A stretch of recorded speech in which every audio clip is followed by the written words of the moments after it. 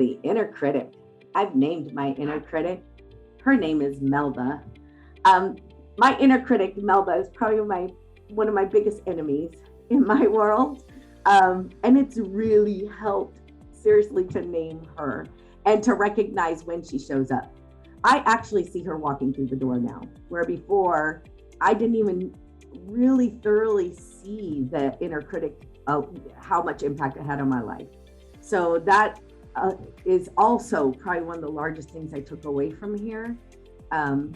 I encourage anybody that goes through the program to name your inner critic, because it really does help to put a name to it. So yeah, it was dynamic and powerful. So in the past, I haven't really paid attention to that inner critic. I hear it, I know what's happening. I hear the criticisms that are there, but I feel like I try and mute it more than anything. And so I think in working through the program, I was able to not just ignore those things, but really listen to the criticisms that are happening and then putting it into perspective. So using it as an advantage, so not kind of hiding away from the issues that are being addressed, but using it as an advantage to positively make changes. Well, she's still there. However, it's a little bit easier to turn her off, or to, as I say, put her in a box and just sort of shove her over here.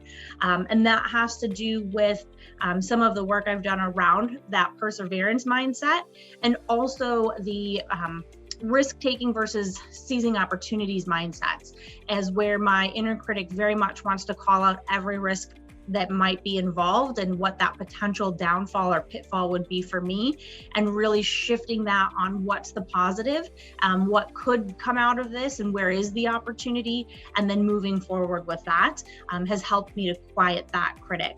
I think the one thing I want to call out as well is the exercise we did of mentally sitting on that bench and then stepping out of ourselves to look back at at ourselves and all of the energy expended to some of these things that might make me anxious or fearful, and really being able to separate out from that and see how much energy goes into that critic if I just let it run rampant. The program helped me immensely with my inner critic. A lot of times you hear I've got an angel on one shoulder and a devil on another. And in my case, I had a devil on both shoulders because my inner critic was so strong.